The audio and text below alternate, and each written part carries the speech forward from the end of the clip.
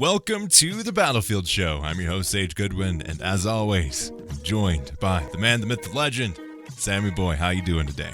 I'm doing well, man. How are you? Doing fantastic. The EA gods. I don't know what we did to deserve this, but I guess someone in DICE really enjoys our podcast and hates it when we get old information. So whoever that is, thank you so much for listening to this episode and this podcast. Greatly appreciate it.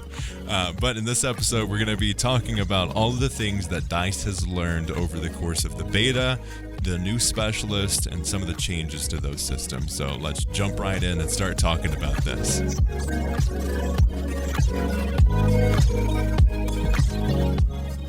So, like we just said, we've been blessed. Let's jump in. I know we talked about kind of the specialist and that kind of thing, but again, we're going to push it off as a whole. That'll be probably next week's episode because it's still more of like the evergreen content. Yeah. Because as they've seen, they're really doubling down. So let's start off and talk about the new specialists that we're getting. So we finally got the 5 announcements for the specialists. Again, this is something that we were talking about this right before we started recording, but we've kind of known about the specialists for a little while here. Good old leaks. Yeah, it's almost like anticlimactic because you're like, oh, yep, I know that guy already. Like, we've known about him for about 2 months now, so it was kind of anticlimactic, but it was really good to just like, no matter how much you read their abilities and stuff, it's good to actually see them. So I still really enjoyed the I love those little 30-second clips they do for each specialist. And, it definitely, I don't know. Some of it looks really good. Some of it I do have a few issues with. It's good to finally know. Like, I think this is kind of like the last piece of the puzzle, really, because we kind of know all the modes.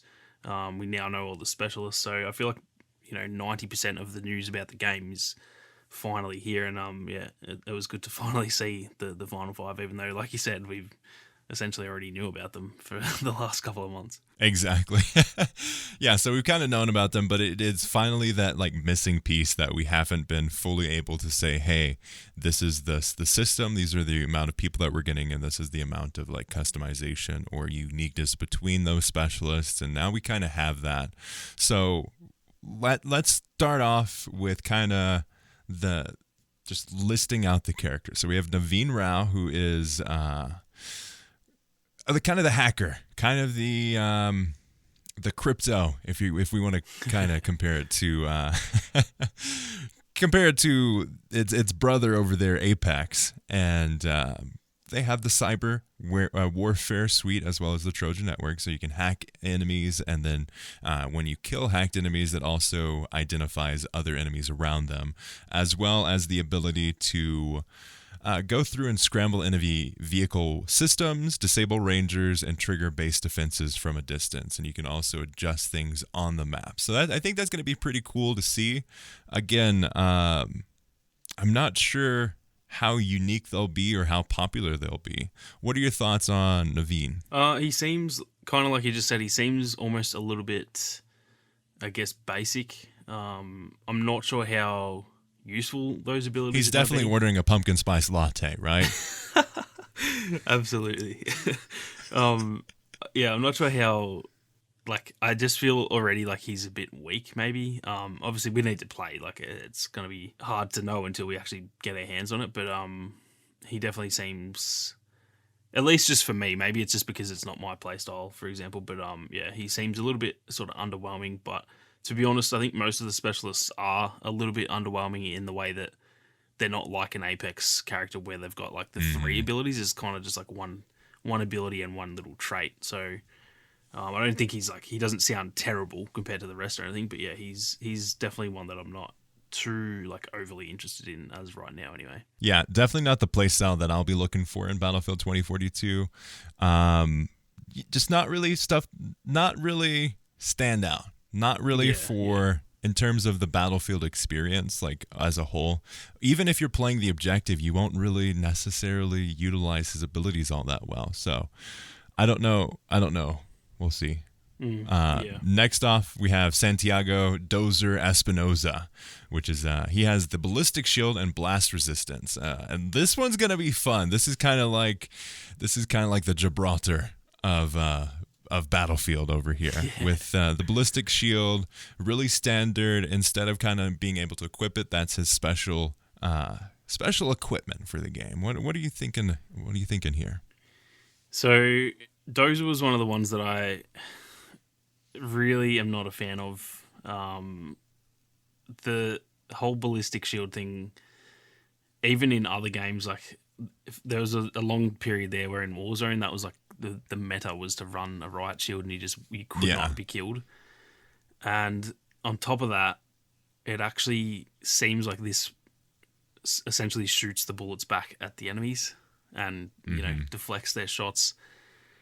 I do not like that. Do you think so? They don't say anything about that, and I tried to find it in the gameplay, but I can't really pin down if it's someone from behind that's shooting him or if it is bouncing it off. But like if it is bouncing it off, that's extremely powerful. In that little clip where I think it's Falk that is like shooting at him and he's blocking it.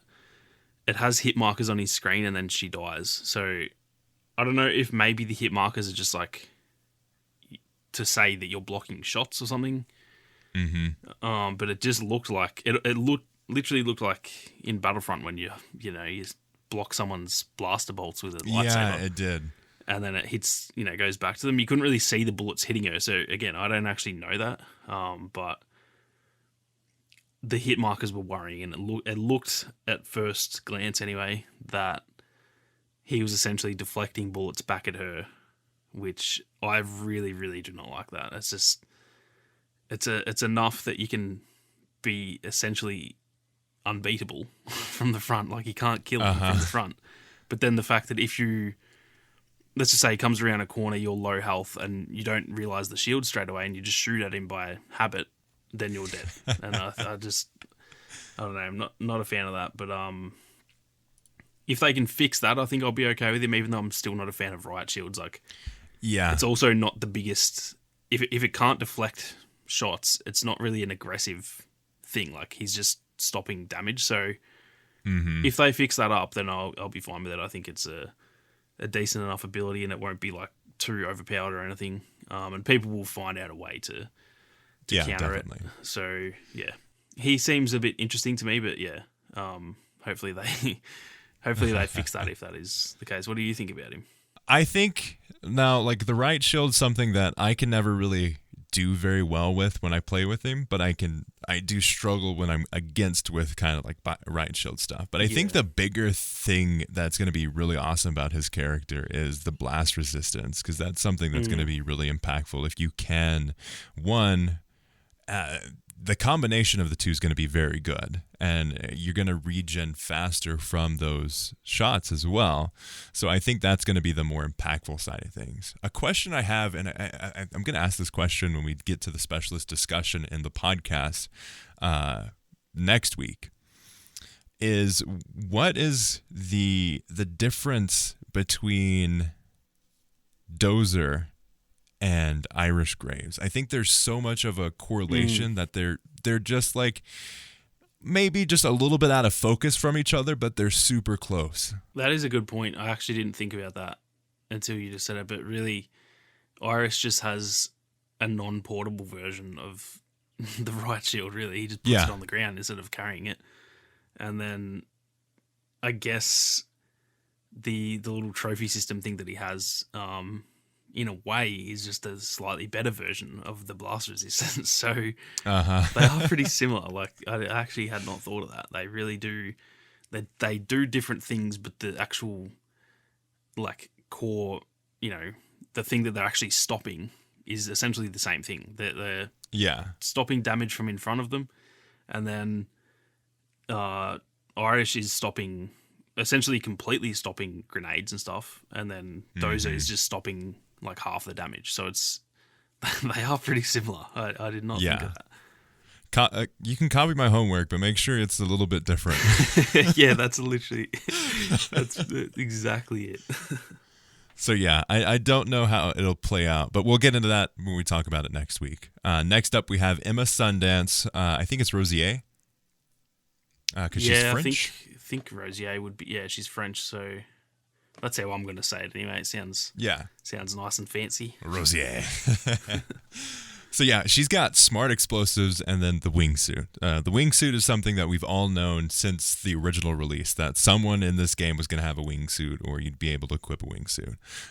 So we know that one, and we'll get to that kind of last because it is a little bit. I have some thoughts on that. And next up is the smart explosives. And I think this is going to make her really, really fun, especially considering how vehicle focused Battlefield 2042 is now. So she has, this is the description here, Sundance has the explosives and experience to make life very difficult for the enemy. From scatter grenades to micro drones, if something needs to go boom, they're the one to call. And she almost has like a plus system for her grenades that I don't think the other ones have. Yeah, as far as I know, they don't have the ability to change between grenades. That was interesting. I was kind of confused when I first... It was the first time I watched the trailer. I wasn't really paying much attention because I'd just woken up and I just kind of watched through it. And when I saw that, I was like, "Wait, what? I didn't know you could do that." And then I realized it was her ability. But yeah, that is a very interesting concept. I kind of like she sounds probably like the one that I'm so far the most interested in playing. I think. The smart explosives sound, one, like a lot of fun, and two, like they're going to be really useful to like get rid of, tanks and stuff. If you want to run a rocket launcher with her and those, like she's genuinely like the engineer. Like she's going to be blowing up the tanks and stuff. So that combined with the wingsuit, I think she's probably the one that I'm going to main, at least as of right now, until we play her. But yeah, she's definitely the most interesting to me. I think that's the main thing, especially like if it is on top of all. What it leads me to believe is on top of all of the other attachments. Otherwise, it kind of defeats the purpose of her being a character. But on top of all the other attachments, you also have extra grenades, which is going to be just groundbreaking. And it's something very unique. And it's almost like I wish more of the other specialists had this level of uniqueness with their characters. Yeah. And that stops as soon as you get to the wingsuit. And I don't think the wingsuit is going to be as impactful as it could have been. It's just maybe a way to get further than like a parachute. Yeah, I feel like that's going to be that type of thing where it could end up being, I'm not going to compare it to like a jetpack, for example. I was thinking of like Boba Fett, but where in Battlefront, Boba Fett, the players who were really, really good with Boba, like they could just dominate because of their movement. Whereas the less experienced players struggled with Boba because they weren't using that jetpack to their, the best of their ability. And I'm wondering if that will kind of be the same thing with the wingsuit where, some players who are just, maybe it's their first Battlefield game or whatever, and they're just not that good at shooters, they might not use that as good as they could. Whereas the people who are really, really good with their movement, if it is, depending on how strong it is, because we just don't know how, can you like fly? In the trailer, we saw us kind of like glide down, but then she kind of went back up. So if you can genuinely like fly, like it is, it's not just going from where you jumped out of the plane to the ground. You can actually like move up and down kind of thing. If we do have some level of control over the movement like that, then I think it could actually be a really high skill gap ability to where, some people just won't ever really make the most of it, but those really like top tier players, they might be just pulling off some crazy things with this, like going, like we saw, like going through a building and like dropping I don't know if you can do anything when you're in that wingsuit, but like dropping a grenade as you're flying, or if you can't do that, like fly into the building, land, throw a bunch of grenades, then jump back out the window and fly away again. So I think it has potential, but like you said, I'm not sure if it will like reach that potential because it could be a really hard thing to do. But in saying that, that could be a good thing for the game, adding a bit of a skill gap there. I think you've convinced me on that point because, again, I don't know if it's going to be the draw for me over other characters if it was just the wingsuit, but that paired with the explosives is going to be really good. And the fact that, we do see her adjust the flight path where it starts to go down and then pulls up to hit that window. I think if you have a lot more control and if there is maybe a way to almost have a smaller form factor easier to control maybe flight instead of like a vehicle. If you don't want to play the vehicles, but you kind of have that availability to get, maybe you just jump off of this this ridge and you're able to pick up enough speed to get back some more air. Maybe that is a lot more impactful than I maybe thought it was originally. Yeah, it could be. I remember early on they said that she can actually get from the skyscrapers on Hourglass all the way to the stadium, which is essentially the other side of the map. So I think if you jump from a really, really high point, it should be able to, you will essentially be just like no different than being in a chopper. Like you can just get to the whole other side of the map. But I also think it just kind of depends on the map for one, and two, then like you have to get to that position. So for example, on Orbital, if you can't get to the top of B Tower because the other team has it, then that will kind of defeat her ability a little bit because you can't, there's not really any other places you can jump from. I guess you can use zip lines to like those other poles around the map and stuff, but yeah. It's going to be interesting to just see like one, how powerful it is, and then two, if it's reliant on the map, then it might be a very, it'll be like putting Spider-Man in the middle of a field. yeah, exactly. Aha, I found the map that you're useless on. So yeah, I think it's definitely dependent on that. And then next up, we also have Constantine Angel. He's got the loadout crate and the trauma specialist trait, or loadout crate specialty, and then the trauma specialist trait. As a support expert, he keeps his squad provided with armor and ammo, and can also call in a beacon that allows for the swapping of loadouts.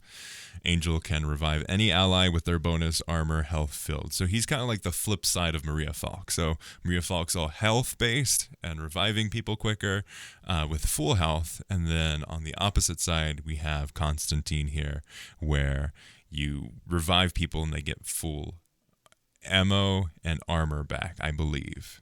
Yeah, that's what it looks like from the from what I'm reading here as well. And I think, yeah, it's weird. I'm not sure how useful that'll be in multiplayer, but I think in Hazard Zone, that is going to be borderline OP.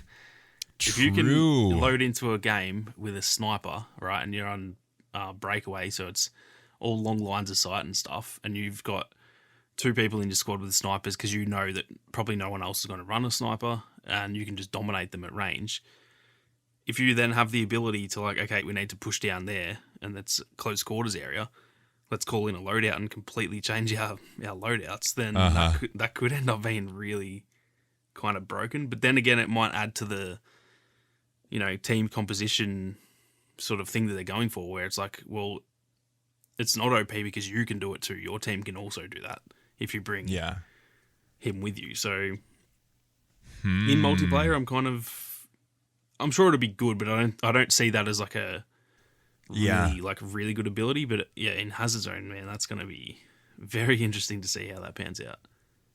I didn't even think about that, man. I have to you have to have two mindsets of, because I was in the all-out warfare side of like, okay, maybe like even Dozer could be even like a Dozer, Constantine combo with a McKay and Sundance could be extremely powerful in getting to those locations and defending them. There's these combinations that may not work in all-out warfare because everyone wants that mobility and wants the speed that McKay offers. Well, when you take that away and you have the more objective focused match of like Hazard Zone, where you're trying to get in and out and get those points and get those data drives and pulling back out, like, I think, there's like two different mindsets that you have to put yourself into depending on where you play.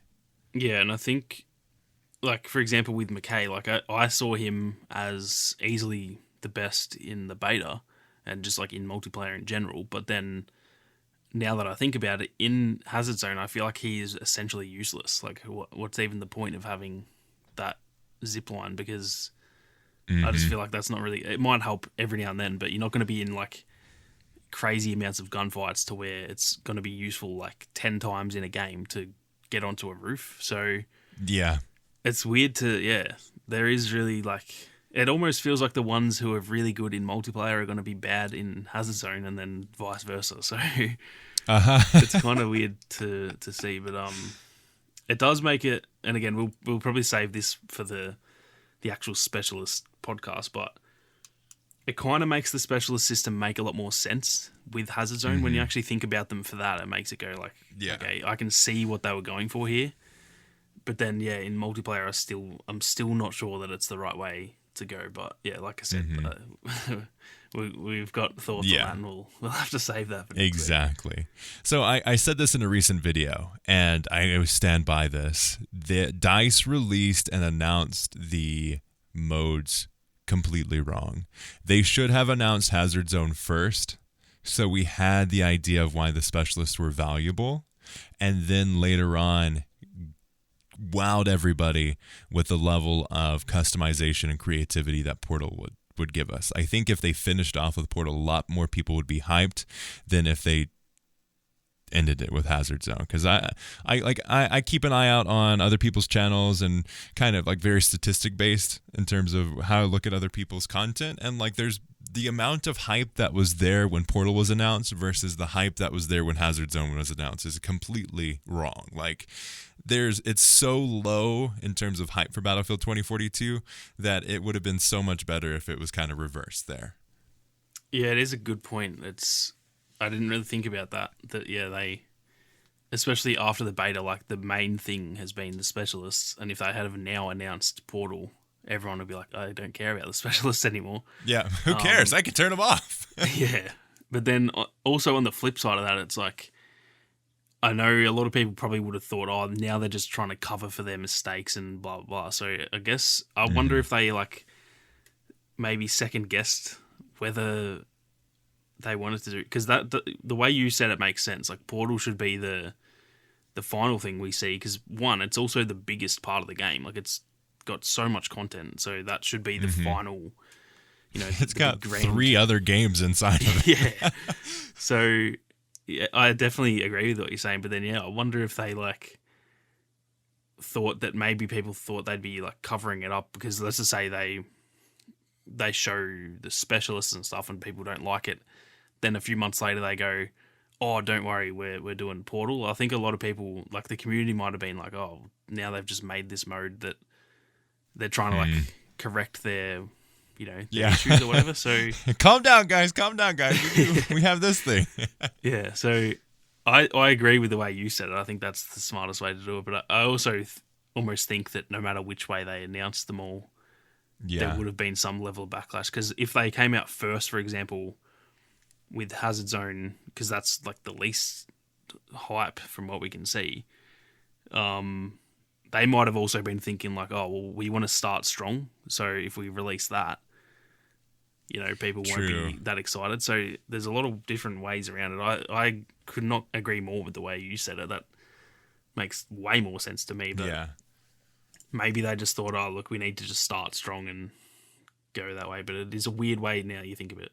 I think the biggest thing with Hazard Zone was there were so many leaks and rumors like leading up to the release and announcement of Hazard Zone around it being free to play. Like if they did announce it first, then there wouldn't have been those announcements that like everyone would have known that, and then expectations would have been set correctly. Or maybe like, honestly, what if like Hazard Zone, this is kind of like tinfoil hat time.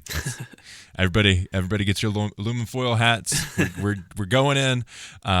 Maybe Hazard Zone wasn't solidified as what it wanted to be until pretty recently, because like you have the core gameplay stuff that is being worked on, and then the kind of the way these things all get put together can be changed pretty drastically depending on the level of development. So maybe they said, okay, maybe it was true that they wanted to implement a free-to-play aspect, because they did have that quote with Andrew Wilson saying, we want to have a free-to-enter aspect of things. And it's like, okay, well, what does that mean? Maybe they tried it and they're like, we can't really make it work, or they didn't feel confident in the level of it because they aren't playing around with that side of things yet, and they're like, okay, let's just do this kind of mode. That's a good point, because the gameplay and the actual core of the game, obviously needs to be worked on for a while. But like Hazard Zone is just a mode when you think about it. They can. Mm-hmm. It's not that hard. I mean, like I'm not a game designer, but in terms of the stuff compared to making the actual gameplay compared to changing a game mode, they only really have to change the rule set and how that mode plays, rather than genuine gameplay where they've got to make all the animations and they've got to make the gunplay and all that type of thing. So that is a good point that maybe, until the last, 6 months or so, Hazard Zone's still been coming together. So maybe that's why they did that in that order too. That's a good point. Mm-hmm. And there's just so many questions around Hazard Zone, but well, to finish off this, before we hop into kind of the stuff that they've learned, let's finish it off with Jisoo Paik, or Jisoo. I had the I'm not pronunciation. Sure. I think Jisoo it's Jisoo Paik. I'm not too sure, because in the Aussie accent, like her last name is, I would pronounce that like Paik. So yeah, it is. It is Paik. It's Paik, because I was looking up Korean pronunciation. It's Jisoo Paik, as far as I could tell, because it's another alternative of bake. Okay, bop. So I actually got it wrong. I got it right, and I thought it was wrong. So I started. Yeah, I'm pretty sure you're right on the money there. If we do have any listeners who could correct us, definitely do, because we would love to learn how to properly pronounce it. Obviously, the first way that we plan to pronounce it's probably wrong. Yeah. But like, I think she's gonna be my go-to, honestly. Like, I know it's not gonna be the character that a lot of people jump on, but like, for the way I play games and the way that my brain thinks, like, she's the kind of player that I want that awareness of. And her abilities, her specialty is the EMGX scanner, which makes enemies visible even through walls. And then threat perception. This is the one I'm super excited about. Whenever she takes damage, she can triangulate on the shooter, and it actually identifies them and shows them on the map and shows them outlined in red. So that's awesome. Like, I don't know how many times I've died and be like, where the heck did they come from? Yeah. And this is going to help me with that for sure. Yeah, she definitely seems, I would say so far, in multiplayer, she seems like she's number one already. Like, I think she's going to be the best. Her actual ability, the essentially wall hacks, that is going to be interesting to see how that plays. I have a feeling they already need to tone that down, because in the trailer, I was like, wow, she literally has wall hacks. Like, that is literally wall hacks. So I see everything. Yeah. So I hope that they just stay on the balancing. I'm fine with it now. I haven't played, so I don't know what she's actually like, but I hope that they just are very like on the ball with her abilities, because I think she could be very, very broken at launch. Mm-hmm. I hope that I'm fine with her having like some level of wall hacks, but just make it so that it like pulses through the wall and you can see them for a split second. I remember again, talking about Battlefront 2. This is now a Battlefront 2 podcast, by the way. The BX Commandos, you could use their scan ability and it would show someone for like not even a second. And then or even the scanner dart, the scanner pulse dart. Yeah. So if they do it like that, to where you can, you activate it and you can see them for like 1 second, then I'll be fine with that. But if it's like constant for like 10 seconds, you can see everyone that's close to you, that could be very dangerous, I think. But I'm sure that they've already changed Falk before we even played. So I'm sure that they'll go, okay, like if this is broken, we'll fix it. So we'll just have to see how it goes, I guess. I think you're right on the money. They need to make it relatively short, or if it is a longer period of time, have it pulse. That way you can kind of, as the other person is shooting at her, you can have some time to get out of the line of sight. And if you are aware that you are shooting against her, you can make those moves. Or if it is maybe it's just a couple seconds versus 10, who knows? Yeah. I do like her trait though, and that interests me a lot. I think the players who are good, who have really quick reflexes, that's going to be a really fun ability to like just get shot once, and if you have that reaction time to just like snap to your left and see them, that's going to be so much fun. So Yeah. that's another one that could be a little bit dangerous, but I don't reading that. I don't think that sounds overpowered, and as long as they stay on top of it, it should be fine. But I think that's going to be a lot of fun, just like seeing if someone on the far left of your screen shoots you and you might not have seen them otherwise. If you have the reaction time, it's not really giving you an advantage because they're still shooting at you before you saw them, so they should be able to kill you. But if you have like a really good reaction time and you're good enough on the sticks that you can snap to them, or if you're on PC you can snap with your mouse, I think that's going to be, again, just kind of adding to the skill gap, which I think is good. I think it's good when you have characters that have abilities that kind of allow you, if you are really good at the game, to even like not increase that, but just make the most of that, I guess. Mm-hmm. Yeah. Having the ability to have a higher skill level available to you is definitely going to be good. And giving people the ability and the tools and the gameplay styles for that is going to be a great move. Now let's hop in and talk about the Battlefield briefing, what we learned from the open beta.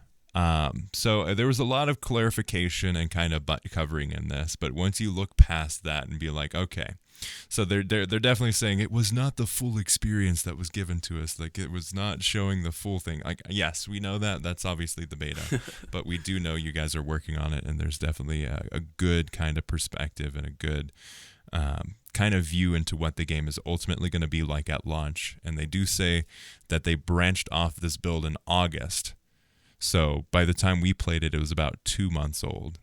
Versus I saw one person, there was like a developer that was in this like UI team or something like that. Not the one that's very vocal, but someone that was like kind of popped up and was like, oh yeah, I was like 4 months old. And it's like, okay, there's how old is this beta? Yeah, I have heard from so many different people, so many different like time frames that I can understand why people are very confused, because you got so much information out there, which anyone could make up. I could just come along and be like, yeah, they told us it was from a year ago. Like, and there's no less truth you heard to it that here than first anyone now. else's. I'm going to go make a video on that real quick.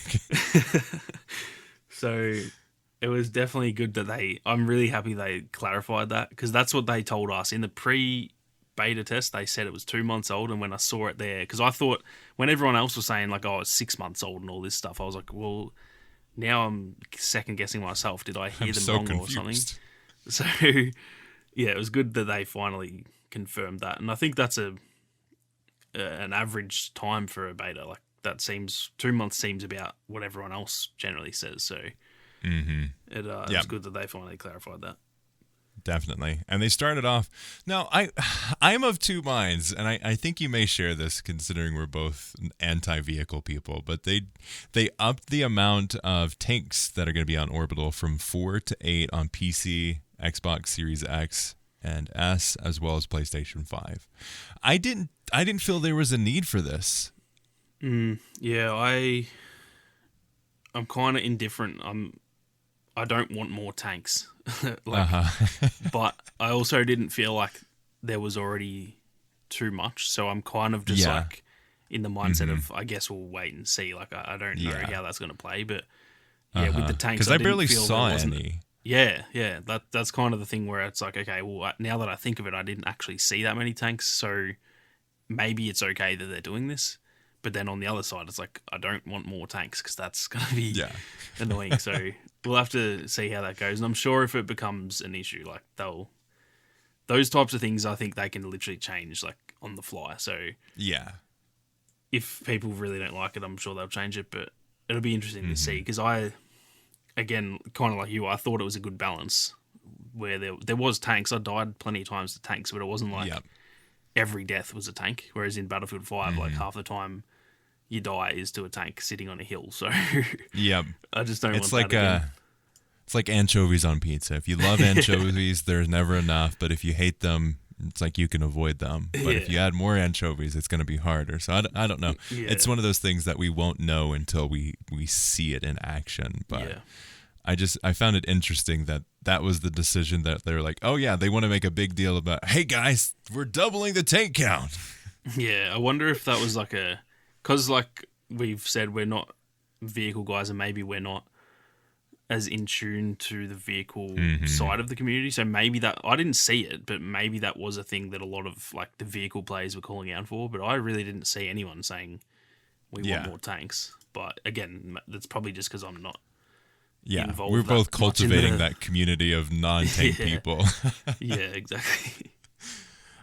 They also made changes to movement. They're adding strafe input to sliding, so you can have the ability to change direction mid-slide depending on where you want to go. So previously it was just one direction. You started sliding in the direction that you were running, and then when you stopped, you could change the direction. Now you can kind of adjust it mid-slide. And again, this is one of those things that I've heard a lot of complaints about from Battlefield people, but I'm like, yes, give it to me, please.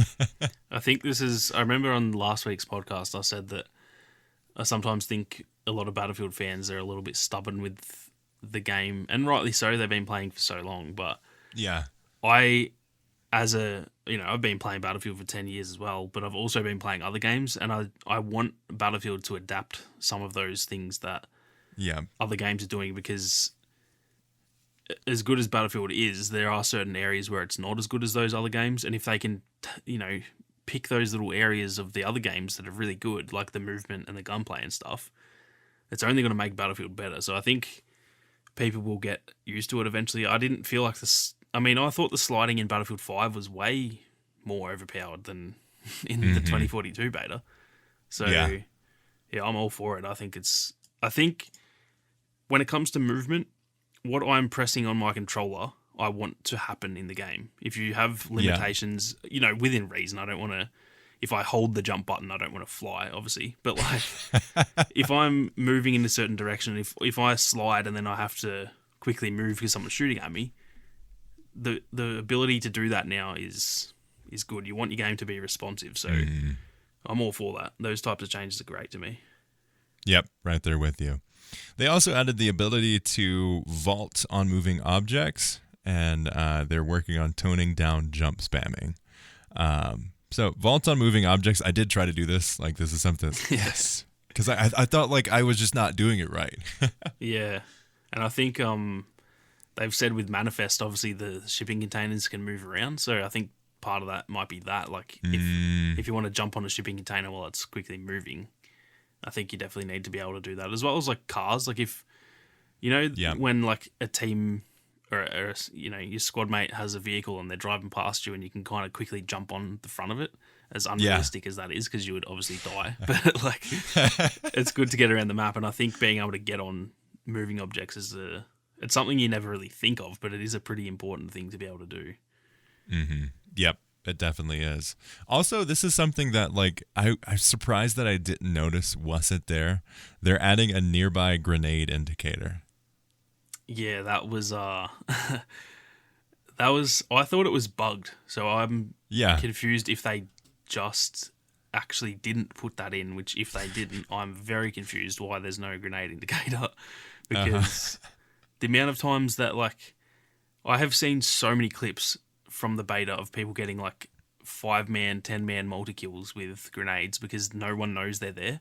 In that little tunnel between in between D1 and D2, that tunnel is just mayhem, and if you throw a grenade in there, you're almost guaranteed to get a kill because no one knows that it's there. So I thought it was bugged, but judging by that, they say a nearby grenade indicator has been added. I'm assuming they just didn't put it in, which is we don't need one of those. What are you talking about? But, you wouldn't get one of those in real life, would you? True, it's all about the immersion. So yeah. Speaking of immersion, braking, they have fixed the elevators.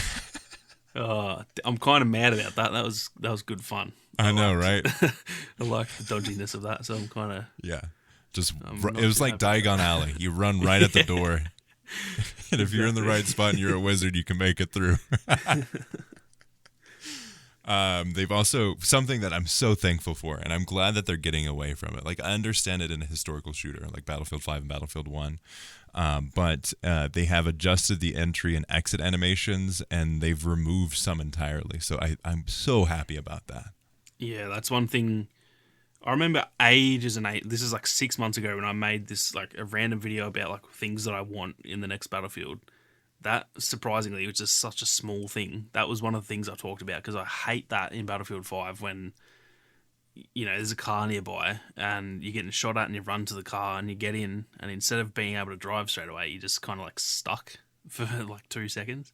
It's not that big of a deal, but it really annoys me for some reason. So I'm glad that they got around to fixing that. I didn't think they were too bad, to be honest, in the beta. I kind of felt like they were already pretty quick, but yeah, I mean, I'm happy. I'm happy if you press the button to get in and you can instantly drive. Like I don't care if it's got no animation at all. So to be honest, the shorter the better for me. Yep, right there with you. They haven't announced how they're adjusting it, but they are changing up the revival system. So hopefully that is good. I would be fine if, like, honestly, I would love it if it was a different button than E. Make it R for revive and reload. Needs that to would have be fixed it. I'm beyond sick of trying to revive someone and pick up their weapon. Like that's a 10-year-old problem that we've been having that since Battlefield 3. I don't know how they haven't fixed that already. So I'm not sure how they'll fix. Like I'm sure they'll find their way of doing it. But yeah, hopefully they just make it so that if there's an enemy on the ground, a teammate on the ground who's down, if you go to them, it is the easiest thing to possibly do to revive them. That's all it needs to be. So something that I would love to see, and it's already implemented into the game, is the when you are downed, you can move. I'd love to see that implemented into not just Hazard Zone, but also in All Out Warfare, because that's something that I was really hoping they add, and I said this on stream a few times. I agree with that. I think it's kind of weird that you can't. I know, like again, for realism, if you've been shot, you're probably going to struggle to be moving. But like for the gameplay, there's so many times when say you're just you're 5 meters away from cover, and if you can get to the cover, you could easily be revived. But because you're just stuck there, then your teammate has to essentially come and risk their life to save you, which I guess for balancing in a way can be good, but. I don't know. I like the idea of being able to move, even if it's super slow, because obviously your like respawn time or the time that you're down was like it was 30 seconds, wasn't it? I think you could be down for 30 seconds. So if it's just really slow that you can move, I think you should be able to move because I don't know. I've always thought that in Battlefield and the fact that obviously I played a lot of Warzone the last year or so, the fact that you can move in that now it just feels like weird that you can't do it in Battlefield. So it won't be the end of the world for me if you can't, but I really hope that they do that. I agree. I think it would be a fun change of pace, and it's something that they've talked about implementing. Like in Battlefield 5, you're supposed to be able to drag people away. So some kind of interaction with downed enemies would have been fun. Yeah. Even that, like even if I remember they had that in the initial trailer, and then they've said that they just never ended up being able to put it in. Bring that back if they can't allow you to move, like that'd be cool to be able to. But they can because they have it in Hazard Zone, right? When you're down in Hazard Zone, you can move around. Yeah, does it say that in the briefing? I actually don't know, but I assume you can. I'm pretty sure. I thought we saw that. Got to quickly do some research here. I think I saw that, right? So we just got back from a deep dive on the Battlefield websites looking to see if you can actually move when you're down in Hazard Zone. I haven't found anything yet, but I will continue searching on like Twitter and that kind of stuff, and if I do find it, we'll bring it back up. But hopefully you can move around, because that seems like the perfect thing. If you are in a mode like Hazard Zone, you only have 4 members of your squad that you can count on, and you can't really revive them depending, like, what if they're right by the data drive and they're getting like attacked, or they're trying to hide behind it, or they got down behind it, they need to move around. Like that's like a perfect use case for it. Yeah, they like that is a like core gameplay element that has to be in that mode, or else that'll be essentially, if you get downed, like you're out. You may as well just die, because unless your team kills the rest of the enemies, and then they're safe to revive you. But if you're like where you got downed is obviously not safe. If you got killed, it's obviously not safe. So yeah, they definitely need to be able to. To me, that's as important as being able to slide and stuff. Like they need that needs to be in the game. I agree 100%. Moving on to the servers things, this is something that I just saw, and I think it's going to be fun to talk about considering our experiences with the bots. They say they're talking about servers here, and they say we gained a mountain of valuable data about the performance of our servers. They say bot-heavy servers were too prevalent across those first few hours for many players. Too many of you were being dropped into games that weren't being successfully backfilled and left you fighting against bots. Our bots are designed as a good way for new players to learn how to play Battlefield and to provide new options for veterans of the franchise to take new players under their wing and show them how to PTFO. Bots are not designed as a replacement for other players. Throughout the open beta, we were able to dedicate a great deal of time into looking at why the servers were sending certain groups of players into predominantly bot-populated matches. So, like, they aren't even saying it's a focus for them. As in to fix that, or do you mean to make bots better? Yeah, that's one thing. There was no thing in the actual briefing about the skill of the bots. It was just how many there were. And I was kind of yeah. They said they're designed for new players, so they're intentionally terrible.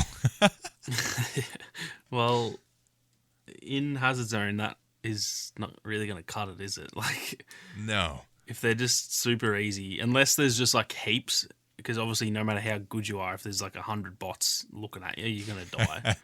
We will overwhelm them with our numbers. Yeah.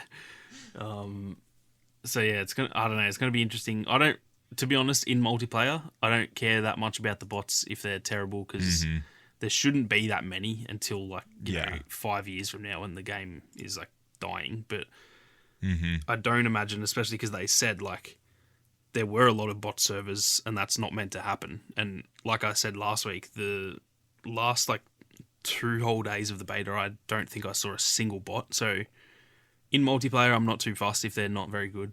But in Hazard Zone, it's going to be interesting. I'm not sure how that'll play out. Yeah, so I think it's definitely should be a priority to make them better, but I understand their viewpoint. Like, there's a lot of other systems to work on, but if you're going to implement the system to backfill, maybe you should have an idea that players that will only play Battlefield will be here a lot longer, so you should prioritize the bots that maybe 2 years from now, that when there is when there is more bots in the lobbies, that they are better. So I don't know. Yeah, maybe their thought process might be that for now it doesn't really matter because there won't be too many. So maybe that's the type of thing where they go, all right, in a year from now, like that's when we, once we've got the launch sorted and stuff and a bunch of content, then we try and work on that. Maybe that's their thought process, but it is it's just weird that in Battlefront 2 they were better than they are in this when it's the same engine, the same company, and there's a lot of people from that actual dev team on Battlefront 2. Which maybe there was no one on that team that worked on the bots that's now at, working on Battlefield, so it might not mean anything, but it's just weird that we've seen from the same company way better bots and they're not using that same tech. It's just kind of weird, but obviously it is. I think it's just one of those things where we probably are making it a lot more simple than it actually is. I'm sure it's not as simple as, they did it before, so they can do it again. Like, I'm sure there's more. All they have to do is copy and paste it, obviously. Yeah, so I'm sure it's harder than we're making it out to be, but I do hope I hope that's a thing that by the end of the game, when they move on to Battlefield 7 or whatever, that the bots are actually good so that if I want to jump on, let's just say the next Battlefield sucks and I want to jump back on this one, but there's no players or something, I want to be, at least if I'm having to play against bots, I want them to be like competent. So hopefully they fix it up eventually. Yeah, I hope so. Finally, this is going to be fun because we're both, I don't know what's happening, man, but we're on the same wavelength recently. We're both studying user interface UX design. me just for fun, because there's some possible jobs that I would want to do with it. But like you're learning it at university, correct? Yeah, yeah. So we're both like in these different worlds, completely separated. And we're on the same mindset. So let's talk about the UI, and that's something that we both have issues with in the beta and the alpha playtest and all that fun stuff. But they have changed a lot of this UI. They have done some really good things, and I'm really happy with it. First off, have adjusted the kill feed, and I think it's in a much better place than we have seen it before. Yeah, I really like it. Like it just reminds me of Battlefield 4 kind of, with obviously different colors and stuff, but it just feels that same way. And that if I had have been able to, pick and choose it myself, I probably would have gone with exactly what they've done, because I think it's all nice and neat, and you can clearly see like the weapon and stuff, especially in the kill log on the left. Yes.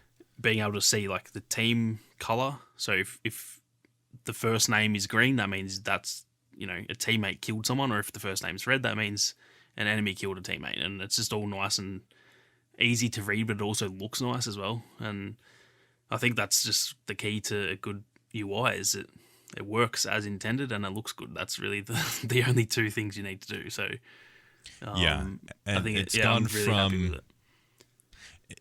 Same here. It's gone from giving you the least amount of information possible, which is the wrong decision and terrible for a user interface. Maybe visually it looks good, but from like a user interface, like now it gives us the XP that we've earned, rewards that we've earned, who we killed, how they were killed. Like it gives us a lot more detail as we go through it, and that's the kill feed that's directly under the reticle, like there. Yeah. And then you've also got the kill logs, like you said, like it's so much better, so much more visually usable now. Like you can actually see what the heck's going on, and it stands out from the background that's going to be underneath it. Yeah, everything that I saw, I literally watched the first, like, I think that the first little bit in that, like, I guess, I don't know if it's a trailer, but the little clip that they showed, and it blows up the tank and it has a bunch of stuff pop up. As soon as I saw that, I was like, yep, that's good. I'm already happy. I don't need to see anything else. So I'm glad that they fixed that up, and it just, it looks, there's more information, it looks better, and it's also very satisfying. Like when you get those big multi-kills and stuff, it's going to just do that Battlefield 4 thing where it just keeps like feeding through, and it has like a bunch of stuff. That was so satisfying. So I'm really happy with it. I think every single UI change that I've seen, maybe not the scoreboard, I'm still not too happy with that, but everything else I'm like pretty stoked with. That's something that I'm surprised they didn't mention anything about, is the scoreboard. They somehow avoided it. Well, at the very end of that clip, they show it for like 1 second, but they didn't say anything. I don't think. I'm reading it now. I don't think they... Yeah, there's nothing in the actual, like, the blog about the scoreboard. All they changed on it was just that it's now, like, transparent. But it still has that thing where it's like your squad rather than the whole team. And I just don't like that. I just don't know why they've... I know that, because like there's going to be 128 players. I understand that it's hard to fit that many people on, but look at Battlefield 4. That had the whole thing where if you, let's just say you joined a game and everyone else had 50 kills and you only had 2, if you check the scoreboard, it starts at the top and it scrolls to the bottom. Yeah. I don't know why they can't just do that. That worked perfectly in that game. And then do the thing where like in the actual menus, you can bring up the scoreboard. Like you press start, and then it has leaderboard or whatever. And then if you want to actually go through and see it statically without it moving around, it's there. I don't know why they don't do that, but hopefully they get enough complaints about it, because I've seen like so many people complaining about that, and they've changed everything else. So maybe they just didn't have time from then until now to change that. Yeah, it's such a huge staple with gaming to have a scoreboard that trying to reinvent the real, like it's one of those things like with the class system. Like there was no need to reinvent the class system. They did it anyway. There's no need to reinvent the scoreboard system. Everyone has played for it for over 20 plus years, and it's something that everyone expects, and it's expected to work a certain way. It's expected to show a certain amount of detail. Yeah. That the fact that it's not here to the level that people want it to be is just very disappointing. Yeah, it's weird that, because I think it's not just DICE to it. I think it's just a lot of dev companies, they kind of get in their mind that like you have to keep changing things, which is true with certain elements. You have to keep changing and adapting. But there are just certain things you just, like in 100 years, I don't think certain things like the scoreboard and stuff need to change. They're just not things that need to change, because over, the early years of gaming, you kind of figured out, okay, this works. And once it works, if it's not an actual gameplay related thing, I don't think those elements need to change. So stuff like how you squad up with your mates and how you look at the scoreboard, they don't need to try and change that, because it works. That's all it needs to do is work. So it is weird that they try and change that, but I'm confident that like I have a feeling they'll change it back, because I just know they'll get enough complaints that they'll go, oh, I'm sick of hearing this, let's just change it back to what it should be. It's going to get to the point where it doesn't matter if the team personally prefers it that way. Yeah. Everyone else does not. Yeah. So. And that's what, as long as they understand that, because at the end of the day, like, it's their game, so I am completely all for them trying things how they want, because that's fair enough, it's their thing. But there has to be a point when they go, okay, no matter how much we all want this, maybe every single developer wants it to be that way, but if the whole community doesn't, then you just got to go, well, we just can't have it our way, because at the end of the day, they're making the game for the fans, not for themselves. And so, I agree with that like, if it's half and half, then, maybe the devs get their say. But if it's the whole community saying, this is not good, like, you need to change it, then, I think that's the point when they need to go, okay, let's just go back to how it was. Mm-hmm. Yep. It's got to change somehow. I think it's I like the decision to make it transparent. I think it looks a lot better, and it looks, obviously it's just adjusting a slider in terms of like visually, but I like it so much better, and also allows you to see more of the screen, because it was basically taking up probably around what did you say, like 45% of the screen, maybe 40%? Yeah, something like that, yeah. So I definitely appreciate those changes, and it looks like they actually put more effort into it. Yeah. But I think with that, I mean, there's more stuff that we could go over, but I think we covered the big points of this. I'm really looking forward to how the game comes together. We're super, super close to, we're less than a month away, man. I think we're It's crazy. 3 weeks? Well, so what's 1, 2... Yeah, we're 3 weeks, less than 3 weeks away until the early launch anyway. So, damn, that is very close. We're getting super close. But with that, thank you all so much for listening to this episode of The Battlefield Show. We greatly appreciate it. If you didn't know, Sammy and I both have YouTube channels. You should definitely check out. Uplink Podcast is my YouTube channel. Sammy Boy is... That's with three eyes there. So definitely go check out both of our content as well. And come say hi, hop on to our streams, and just come check out our content that we've got there as well. But with that, thank you so much. If you have not already subscribed to the podcast feed, make sure you do so you're up to date on all the podcast episodes as they come out. And if you are able to leave a review, we'd greatly appreciate that. Helps us out a bunch. I'd like to thank Ethan Clark for the thumbnail, and you all for listening. We'll see you on the battlefield.